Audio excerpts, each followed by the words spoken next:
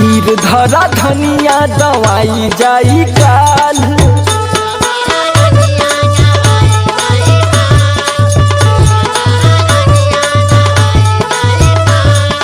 कटल बाड़े खेतवा में गेहुआ के बाल। धीर धरा धनिया दवाई जाई काल।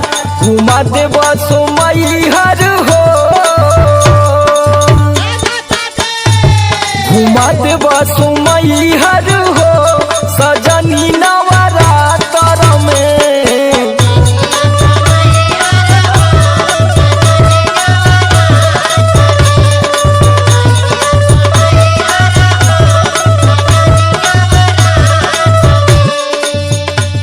हर साल ये कह के तू हमार दिमाग खराब कर देवेला सच्ची में। अरे यार हम खुद पुजारी हैं। 5 बजे भोरवा में नहा के सुनील बबवा और प्रकाशवा के लेके मंदिरे में जाइला पूजा करे। तोरे कुछ समझ में आवत है? तो ये बतावा काल है काल कब बाजारी जीवा तो कब हम कुल करब? अरे तो हमके कुल सल्टा लेवे दे कि अब तू कपार खेबी। हर साल ये करेला तू वादा बोलम। अरे असो वादा तोहार पूरा करब। ठीक मार्स इंटरटेनमेंट से पैसा मंगौने घबरो मत। बाकी कबहू न दर्शन के जाला बोलम।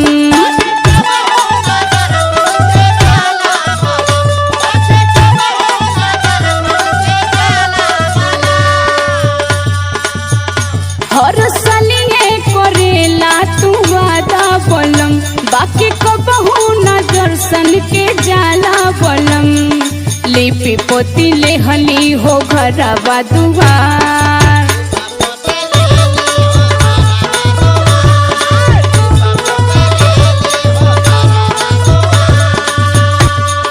गुथली ह भोरवे में अढ़ौल के हार।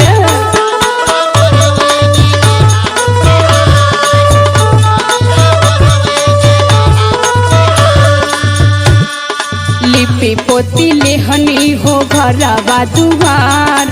गुथली ह भोरवे में अढ़ौल के हार। बोलम ना भूलैहा हो, बोलम ना भूलैहा हो, चुनरिया बाजार।